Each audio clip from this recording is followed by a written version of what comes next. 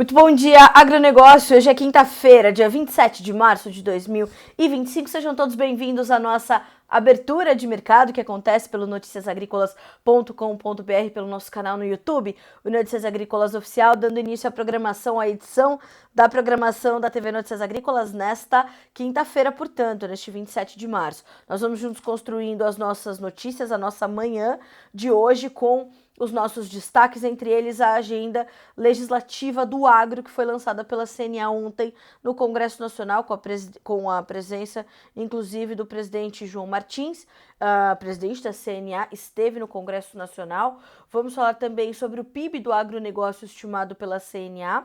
Vamos falar do conflito entre Rússia e Ucrânia e o acordo que está ali para o Mar Negro posto e podendo, segundo os especialistas, trazer pouca solução para o curto prazo. Vamos falar ainda da guerra comercial China e Estados Unidos, o reforço que foi pedido para o seguro rural e, claro, a decisão do STF em torno ali de Jair Bolsonaro, enfim, e da decisão de torná-lo réu ao lado de outros 7 acusados por tentativa de golpe. Então nós vamos falar sobre tudo isso.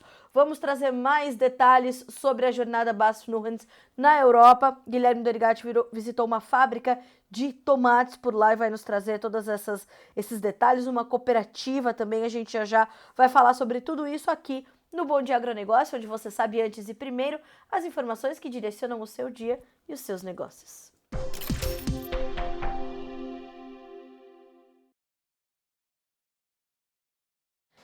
Checando os preços, em primeiro lugar, as bolsas internacionais funcionam e, para a soja, na Bolsa de Chicago, nós temos 0,3% de alta, 10 dólares e 3 centavos por bushel.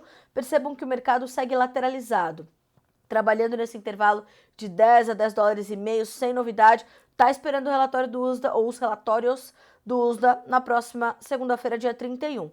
Milho, 4 dólares e 51 centos por bushel, 0,08% de alta, e no trigo são 5 dólares e 34 e uma alta de 0,07%.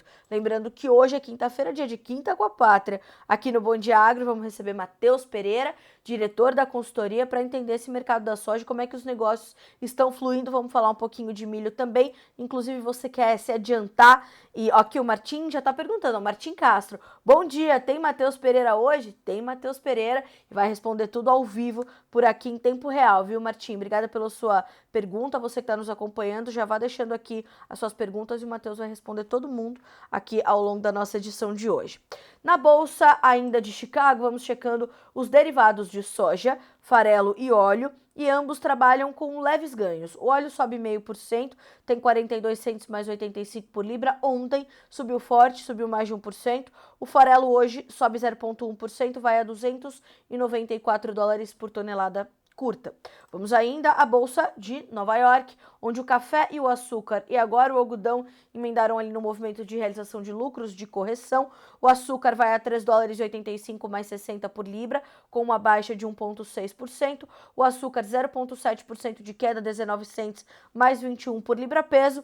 O algodão, 65 centos mais 60 por libra, com queda de 0,1%. O petróleo tem também um dia levemente negativo, tanto para o WTI quanto para o Brent os preços cedem. No WTI, 0,3% de queda, 69 dólares e 50 centavos por barril. No Brent, que é reflexo do quadro global de oferta e demanda, são 72 dólares e 89 centavos, com uma baixa de 0,2%.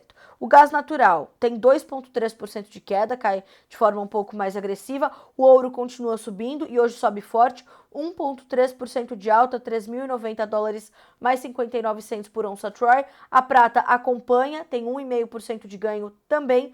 O cobre cai um pouquinho, 0,2%, tendo subido bastante já nessa semana.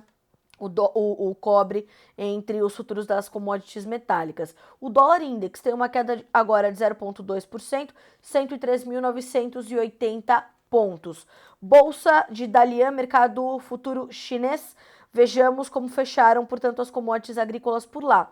O farelo fechou em campo negativo, o óleo de soja subindo, o milho com uma tímida baixa de 1 ponto e o suíno com 30 pontos de alta. Então o mercado vai entendendo que tem aí também esse suporte para os preços do suíno. Ontem subiram forte, hoje também subindo. Vejamos como isso vai, inclusive, mexer ali com as margens de esmagamento para os chineses. Ainda de acordo com algumas informações rápidas de Eduardo Vanin, levantamento da Agriinvest Commodities, a China cancelou o leilão de soja por fraca demanda, estava previsto para esses próximos dias. Os embarques de soja no Brasil estão batendo recorde, os prêmios da soja no Brasil recuaram das máximas, mas seguem positivos. 8 horas e 8 minutos pelo horário de Brasília, hora de checarmos agora as nossas notícias da manhã.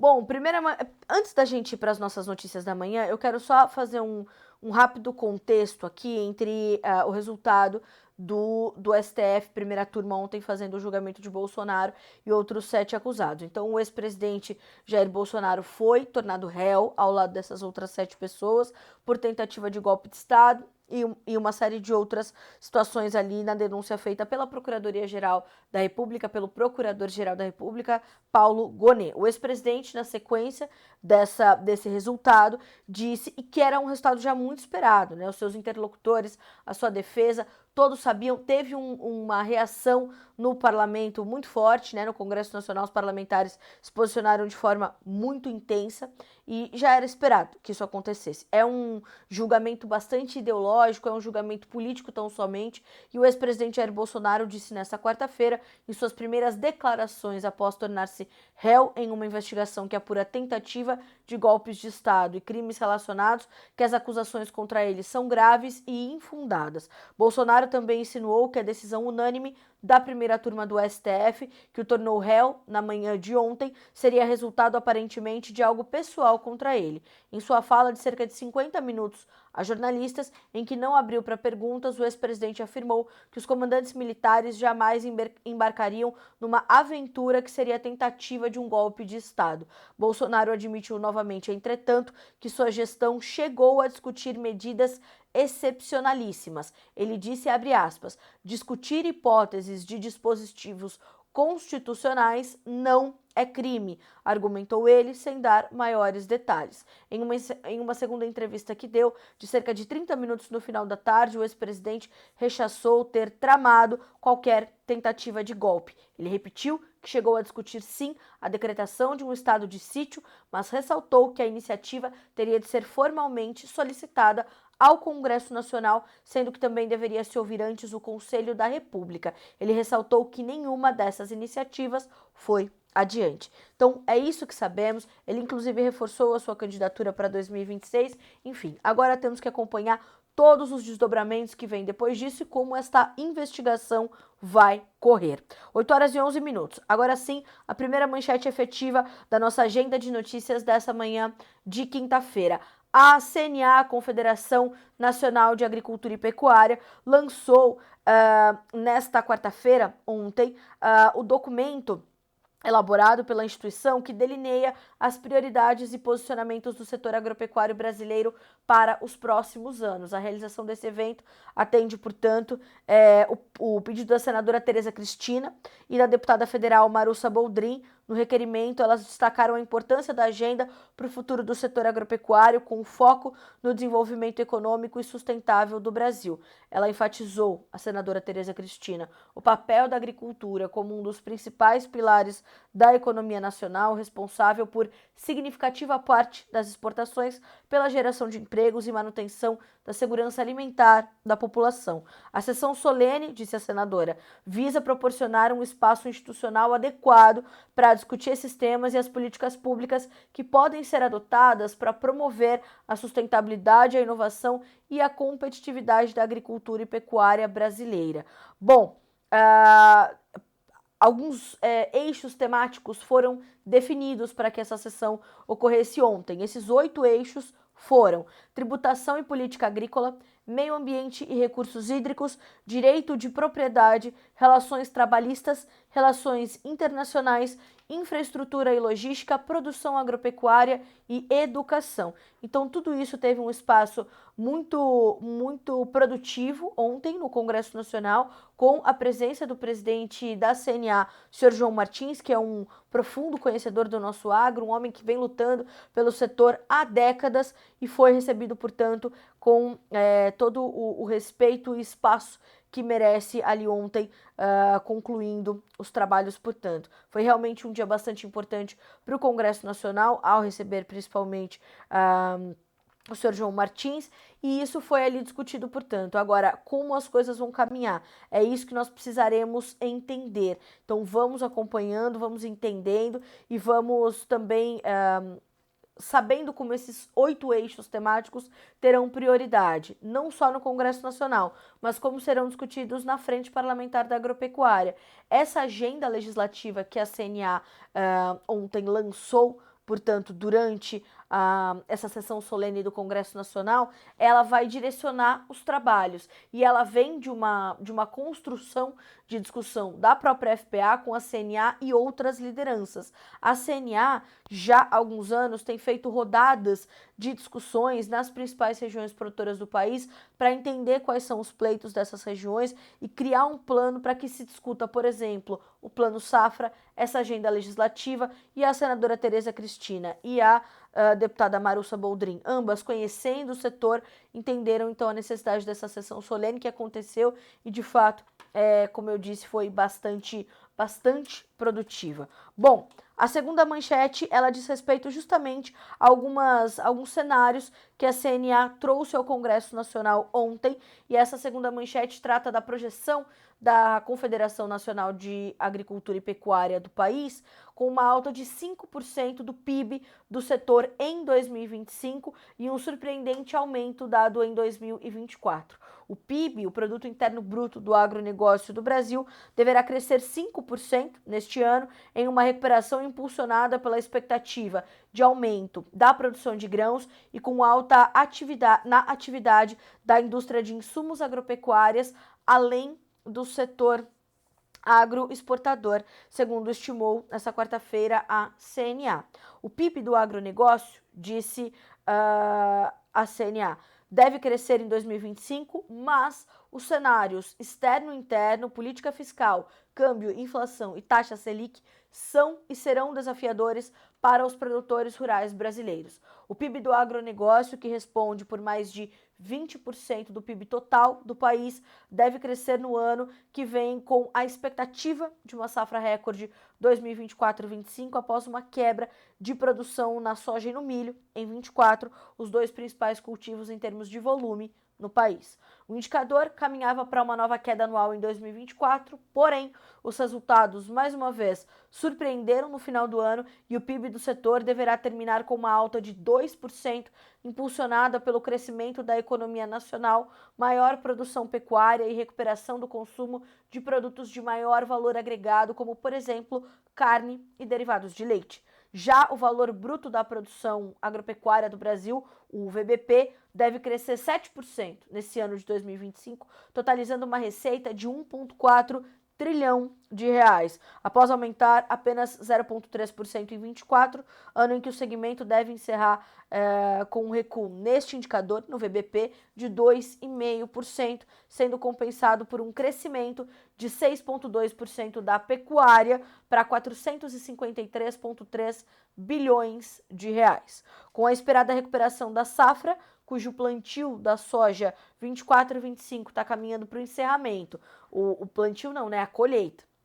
A safra 24-25 está caminhando para sua conclusão. A entidade projeta a desaceleração de preços de alimentos no Brasil, com alta de 5,75% em 25, comparada a 8,5% em 2024.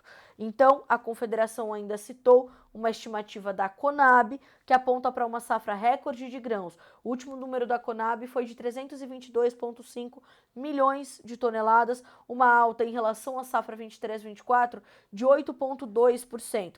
Projeção que reflete uma pequena elevação na área plantada, de apenas 1,9%, e uma recuperação da produtividade média. É aqui na produtividade que nós temos que olhar, portanto. Um ponto de preocupação da CNA para o ano que vem, para a gente concluir este comentário. Do ponto de vista de custos para a próxima temporada, a CNA citou como preocupação a valorização do dólar e, apesar da alta da moeda norte-americana favorecer as negociações antecipadas das vendas de commodities agrícolas, ela compromete a aquisição de insumos, pressiona os custos de produção como em itens como fertilizantes e pesticidas, por exemplo, por serem, em boa parte, importados. Frente aos desafios fiscais e às expectativas inflacionárias, é esperada a manutenção da taxa Selic em patamar elevado, com projeção de pelo menos 13,5% ao final deste ano, segundo a CNA, impactando negativamente as concessões de crédito, segundo a entidade.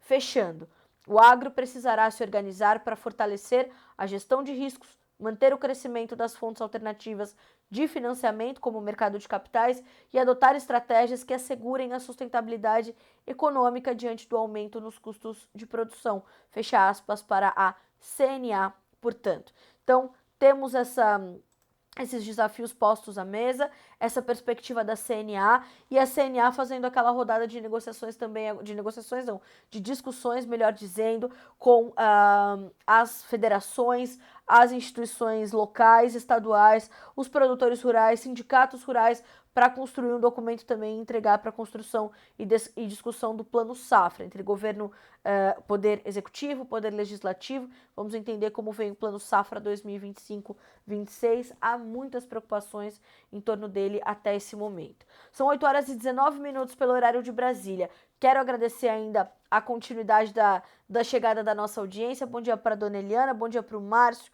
bom dia para o Douglas, que fala conosco de Campo Mourão, o seu Adoniran Castro, muito gentil, diz assim, ó, bom dia, super programa, o mais completo, com a brilhante Carla. E o senhor está sendo muito gentil, né, seu Adoniran? Muito obrigada, viu? Continuem participando conosco, digam para nós de onde vocês nos assistem, de onde nos acompanham, que é importante para que nós saibamos até onde alcançam as informações do Bom Dia Agronegócio. Bom, seguindo com as nossas manchetes desta quinta-feira, a guerra entre a Rússia e a Ucrânia é o nosso terceiro destaque de hoje, porque volta ao coração do conflito, volta ao coração das discussões a questão do agronegócio e o acordo ali para a região do Mar Negro.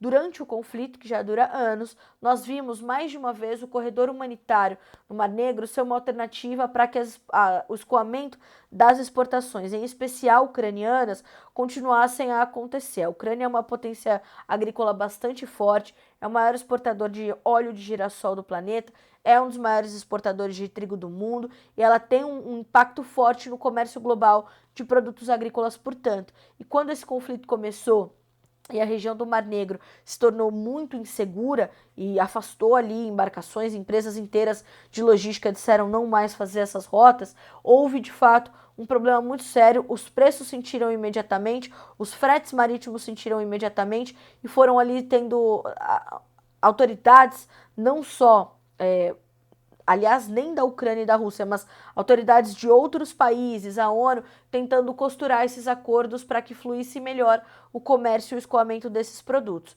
Agora, com essa proposta de cessar-fogo bastante avançada, aceita já pela Ucrânia e agora estando nas mãos da Rússia, o acordo sobre o Mar Negro e o entendimento das sanções que estão impostas pela Rússia sobre principalmente os seus produtos agrícolas, incluindo os fertilizantes, nós temos um novo momento disso, inclusive com o olhar ali para a questão da segurança alimentar. E agora os analistas, os especialistas afirmam que esse acordo do Mar Negro dificilmente deverá impulsionar as exportações de alimentos russos no curto prazo. Veja só, um possível acordo para aliviar as restrições ao acesso da Rússia dos mercados agrícolas internacionais, elogiado por Washington e Moscou como uma bênção para a segurança alimentar global, provavelmente não terá um impacto muito forte imediatamente, segundo disseram analistas e fontes da indústria nessa quarta-feira à agência Reuters Internacional.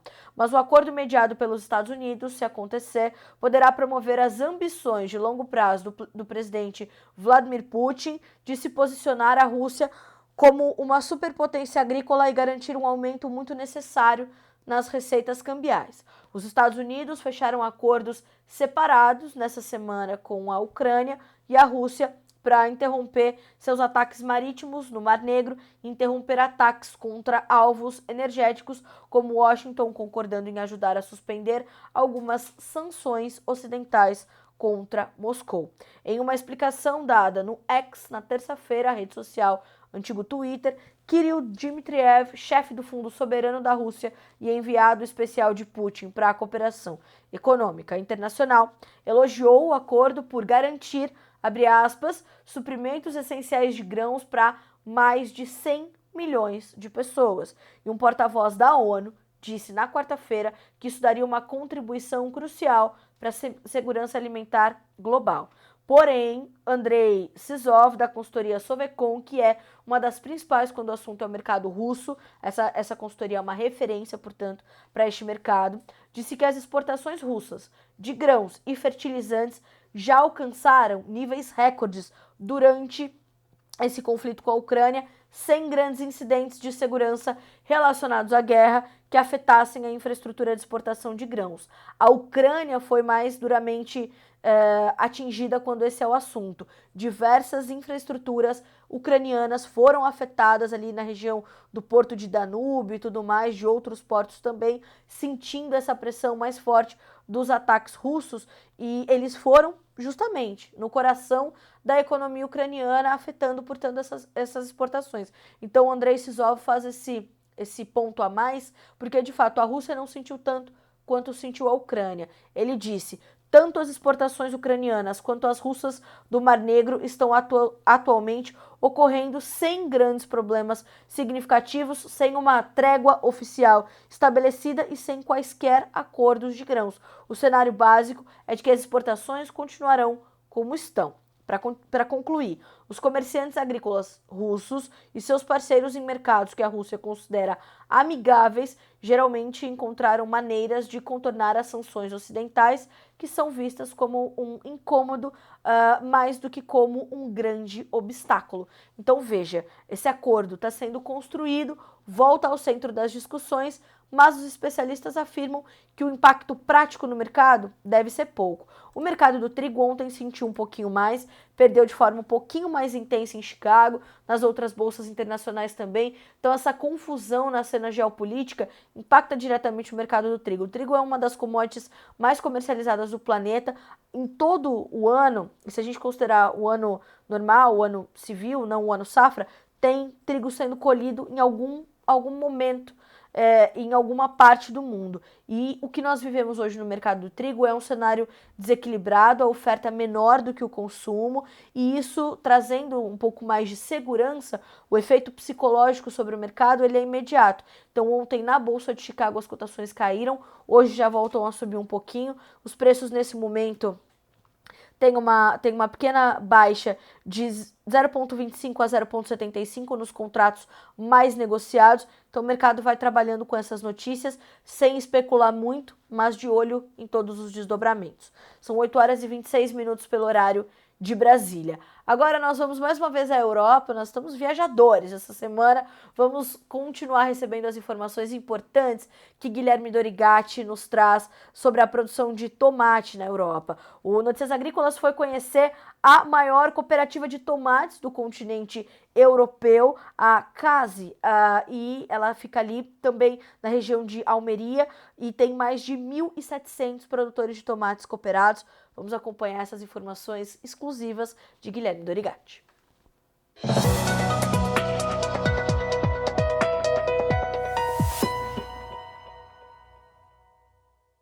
Olá, você que está acompanhando Notícias Agrícolas. Hoje a parada foi aqui, na maior cooperativa de produtores de tomates da Espanha, a CASE. Estamos acompanhando um pouquinho como é que funciona a cooperativa, esse processo produtivo e as questões logísticas para mandar esse tomate do produtor para o consumidor final, seja aqui na Espanha ou seja para outros países aqui da Europa pela exportação. Os produtores brasileiros que estiveram aqui com a gente também acompanharam essa visita e trouxeram pontos importantes de percepção, até com questões que podem ser levadas e adaptadas para a produção brasileira. Vamos acompanhar o depoimento do Lauro e do Ricardo.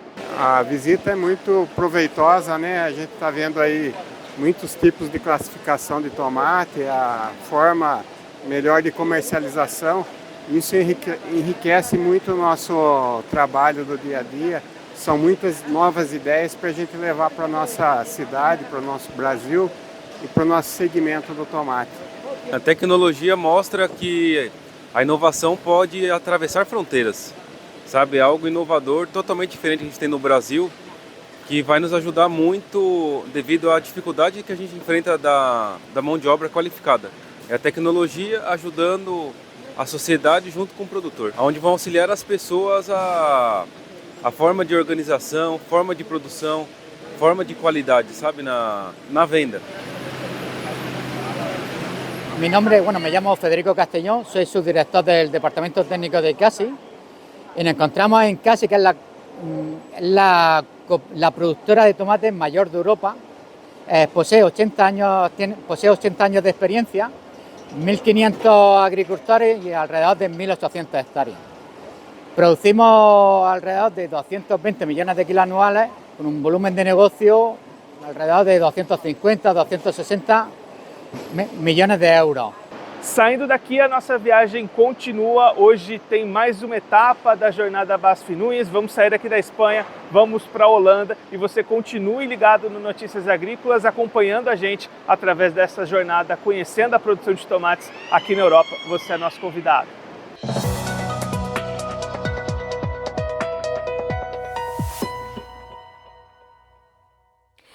80 anos de experiência, é um privilégio para nós poder contar essa história para vocês em loco, né? Então, a Notícias Agrícolas continua estendendo seus agradecimentos à BASF, que fez esse convite para nós, ao Guilherme, e o Guilherme fazendo, né, esse brilhante trabalho de trazer todos os detalhes. Inclusive, hoje ele já nos assiste da Holanda, né, Guilherme? Sei que você está nos assistindo, está com a equipe da BASF. Aí ele mandou aqui nos comentários o nome da cidade onde ele está, na Holanda. Mas eu jamais me arriscaria a dar esse nome, Guilherme Dorigatti. Mas de jeito nenhum. Vou fazer o seguinte, vou pedir para que amanhã, no vídeo que a gente vai passar, você traga aqui a pronúncia correta dessa cidade onde você nos acompanha, aí já em território holandês. Eu fico o desafio para você. Amanhã quero ver você trazer para nossa audiência, que está aqui acompanhando nos comentários o nome dessa cidade. Obrigada, Guilherme. A gente continua aqui com as nossas manchetes e agora a gente vai direto à questão do seguro rural, porque a Frente Parlamentar da Agropecuária pediu um reforço a mais nos recursos destinados ao seguro ou à subvenção ao prêmio do seguro. É preciso contextualizar rapidamente que no ano passado a verba do seguro rural ela foi cortada, foi contingenciada e depois não foi reposta. E veja só, a FPA, em um ofício assinado pelo presidente da banca, deputado Pedro Lupion, encaminhou ao governo federal uma solicitação de urgência para a inclusão de 1 bilhão e 50 milhões de reais para recursos ao seguro rural. O colegiado ressalta que o acréscimo deste valor significa encaminhar uma política de segurança da produção nacional para todos os produtores. De acordo com o Lupion, a adição do valor se faz indispensável para a construção da política pública com a devida manutenção ao longo do desempenho orçamentário, bem como para auxiliar a durabilidade dos programas e linhas de financiamento do crédito rural. A segurança do produtor, disse Pedro Lupion, é fator essencial para que ele possa assumir riscos na sua atividade, garantindo a produção, o abastecimento e contribuindo para a manutenção de preços justos dos alimentos e o acesso à comida para a população de baixa renda. A cobertura do seguro rural, também informa a FPA, e nós temos registrado isso aqui com produtores, com mais especialistas. Veja, tem caído,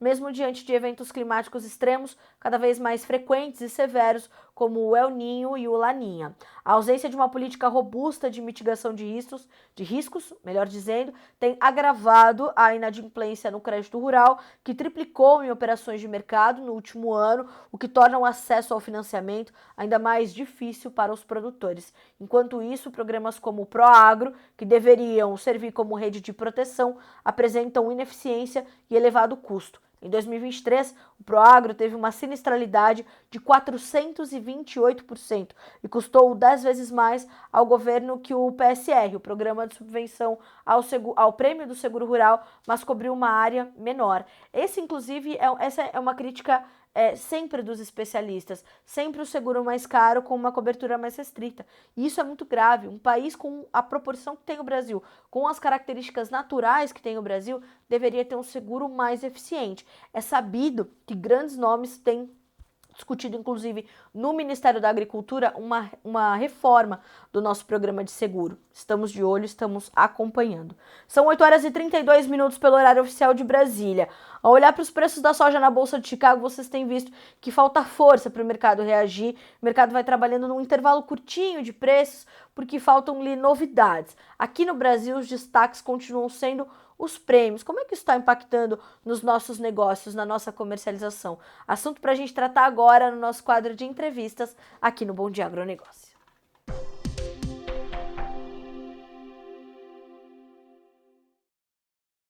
Dia de recebermos Matheus Pereira na nossa Quinta com a Pátria, aqui no Bom Dia Agronegócio. Meu amigo, seja bem-vindo. É um prazer ter você conosco mais uma vez. Eu tô vendo aqui o seu comentário, Matheus. Eu duvido que você sabe ler o nome dessa cidade que o Guilherme tá lá na Holanda, mas eu duvido. Na Holanda? Amigo, aqui somos internacionais. Veja, não tem condição. Nossa, parece uma batida de um Fusca com cadete 1980. Izuetjutz, na Holanda. Kiwinsnow, sei lá. É uma batida de um Fusca com cadete. Você fez a descrição perfeita. Bom dia, meu amigo. Seja bem-vindo. Bom dia, Ti, Carlinha, minha amiga, a todos que estão nos assistindo. Um prazerão estar aqui essa quinta-feira. Obrigada, Matheus. Para nós é sempre um prazer ter você com a gente.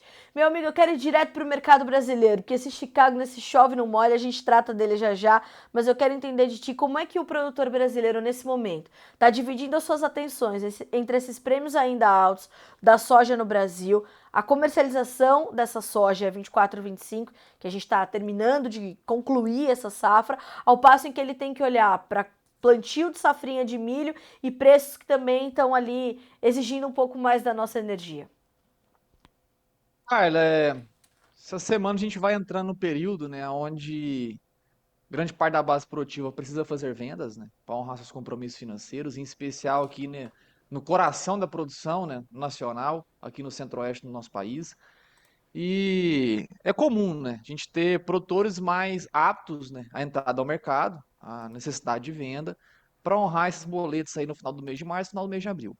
Então, o mercado agora, né, cara, contrariando aí o que talvez muitos esperavam, né, de uma sangria muito intensa no mercado da soja, temos ali preços que sim, caíram ao longo das últimas semanas, né, algo em torno de 7 a 10 reais por saca, como até a gente havia alertado por, tá, Carla, alguns meses atrás, aqui nessas quintas-feiras com a Pátria, né, e essas quedas foram sim confirmadas, porém, de longe, né, cara, não são tão agressivas e tão sangrentas como foi observado no ano passado, quando a soja iniciou o ano 2024 a 150 base Porto, chegou a 130, 120 reais durante o processo de colheita, ou seja, 30 reais de queda, como foi até 2 anos atrás, 2023, quando a soja iniciou o ciclo safra com 180, caindo para 140, 130, ou seja, mais de 50 reais de queda. As quedas observadas esse ano, elas estão mais amenizadas, cara. Mesmo com uma safra muito grande no nosso país, né? Probleminhas pontuais existem, sem dúvida alguma. Ainda temos colheita, ainda há soja para ser retirada do campo. Tá? A gente chega ali próximo ainda a 80% da área colhida no atual momento, ou seja, tem 20% ainda da soja para ser retirada, em especial nos extremos do Nordeste e também ao Rio Grande do Sul, segunda maior área produzida de soja no nosso país, que mal chega aos 15% colhido no atual momento, cara. Então tem muita soja para sair do campo.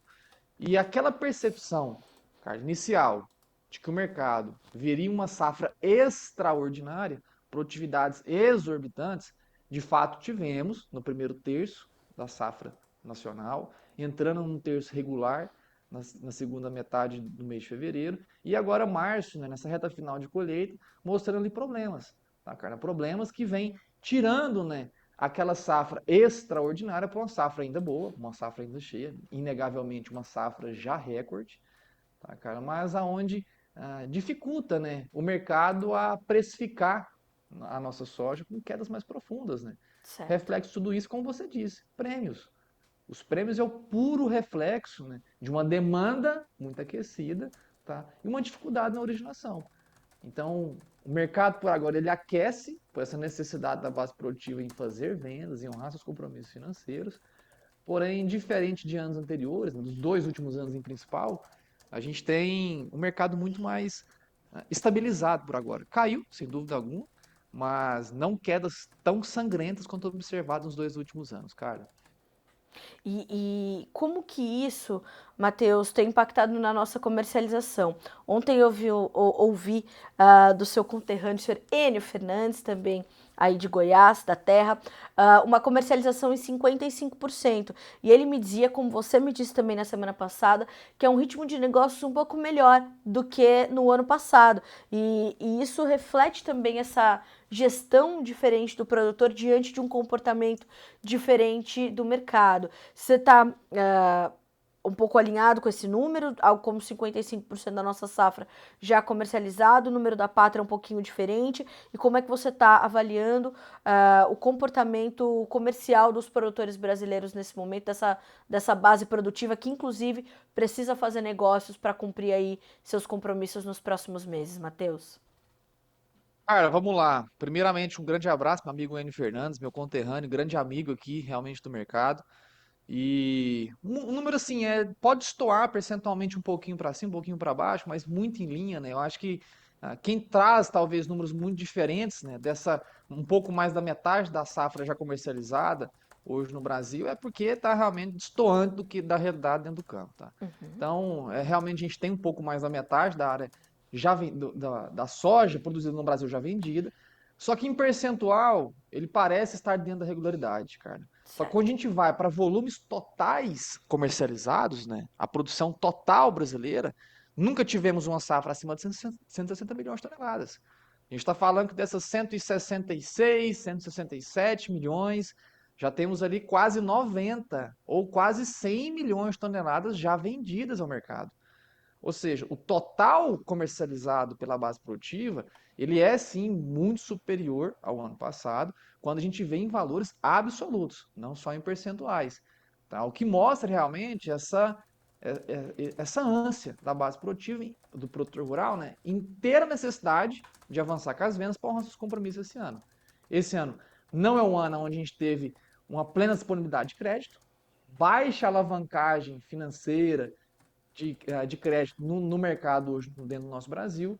Já é muito mais comum se observar produtores operando ano a ano com dinheiro próprio, com recurso próprio, e quando está no recurso próprio, o produtor se torna um pouco mais cauteloso, mas com essa necessidade realmente de fazer o caixa para honrar os seus compromissos esse ano.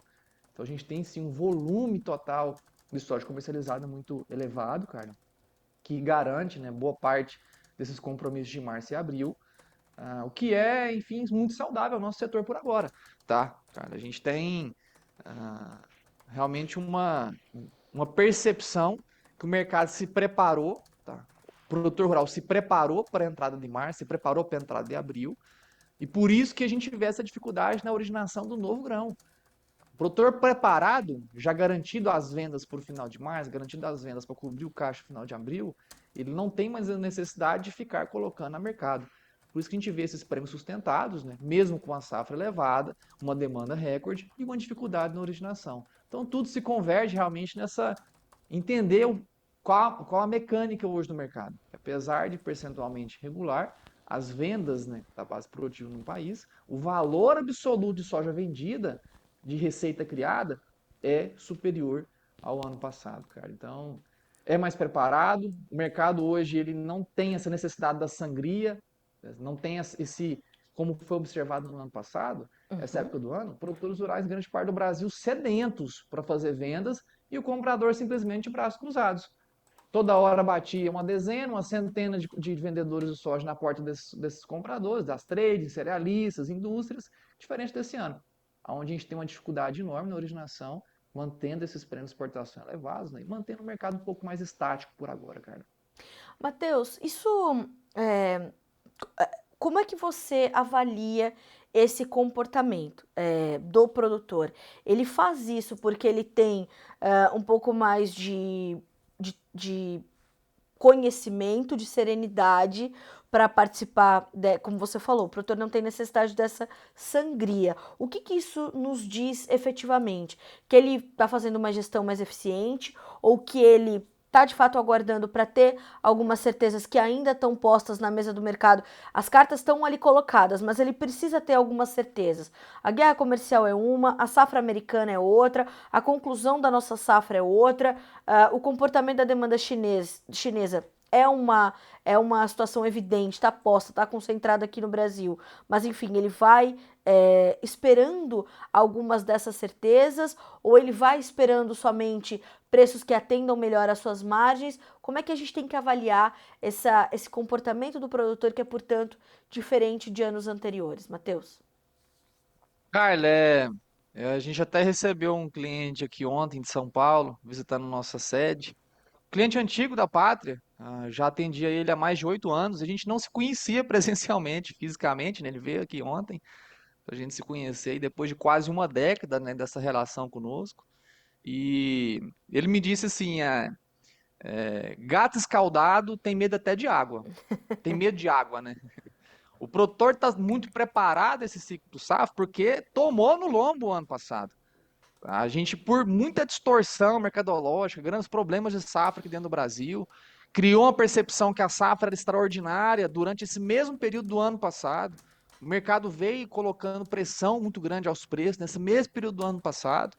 Passando algumas semanas, o mercado se recuperou vertiginosamente, colocou soja dentro do Mato Grosso a 155, R$ 160 no disponível no ano passado, porque faltou grão na reta final do ano passado, por falta dessa informação, por falta dessa divergência que tivemos no ano passado.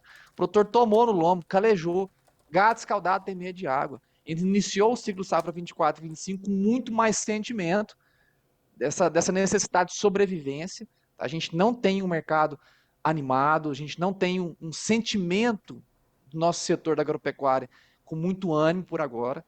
E nessa falta de sentimento de ânimo, o produtor vai criando muita cautela. Antes dele dar um passo para frente, ele dá 3 para trás, cara. Certo. Então, nesse exato momento, a gente tem uma base produtiva muito mais ressabiada, muito mais preocupada com o mercado, que garantiu essas vendas futuras, tá, cara? Que avançou com as vendas necessárias e coloca o mercado agora numa zona mais de estabilidade. Tá? Aliado a isso, a gente tem sim uma demanda muito agressiva, o conflito comercial Estados Unidos e China, que mais uma vez reconcentra, né, foca nessa relação comercial que deve se manter com muita saúde, viu, governo federal, com os nossos amigos chineses. A dependência é mútua, assim como o Brasil precisa de um grande comprador de soja, a China precisa de um grande fornecedor dessa proteína vegetal. Mantemos, então, essa boa relação comercial com os nossos amigos chineses. Tá? Então, acaba que coloca essa em vigência, em voga, em atenção, realmente o produto brasileiro que tem disponibilidade, que tem qualidade, tem preço, tem logística, muito superior, né, aos nossos concorrentes norte-americanos, cara. Então, é sim uma realidade diferente, não só da base produtiva, mas também, né, de um ciclo, de uma demanda mais concentrada no nosso produto. Matheus, o que está no nosso horizonte, portanto, em termos de preços, quando a gente olha para a formação de preços de soja para o produtor brasileiro? O que você está imaginando para a conclusão desse mês de março e para os próximos, até onde a gente consegue enxergar com os indicativos que estão postos nesse momento?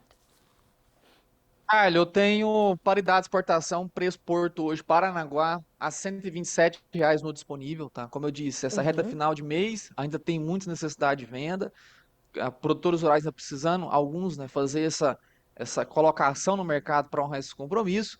É o contrato hoje mais depreciado, é o que é normal para essa época do ano, né? Onde tem plena disponibilidade, reta final de colheita. A gente costuma ter nesses períodos, né, que a gente chama de sazonalidade. Tá? Essa sazonalidade agora do mercado, ela é negativa no exato momento. Então o spot, né, o disponível, ele é mais baixo do que os futuros, né? Então a gente tem hoje 127 no disponível, 135 para abril, a gente tem 136 para maio e já começa a 140 no junho e 147 no agosto, cara. Então já mostra realmente o mercado, né, precificando agora ainda nessa disponibilidade, por pontualidades ali de produtores que precisam ainda fazer vendas, para honrar seus compromissos. Começa agora essas consecutivas feiras agropecuárias aqui na região central do nosso país, né, que estimula a negociação do próximo ciclo, estimula a renovação de algum maquinário que está ali ainda meio capenga, né? E já a partir do mês que vem, Carla, já a partir do segundo semestre em especial, tá falando de julho e agosto, a gente já tem soja a quase R$ 20 acima do disponível. Agosto hoje R$ 20 acima do disponível março. E a gente tem o julho, né, a cerca de R$ 15 acima do disponível hoje março. O que é o puro reflexo de mostrando que o mercado já vai sentindo agora a dificuldade da originação, passado essas necessidades de compromisso financeiro, o produtor cruza o braço e fala agora, paguei as contas, tô tranquilo, tá armazenado, para originar tem que pagar mais.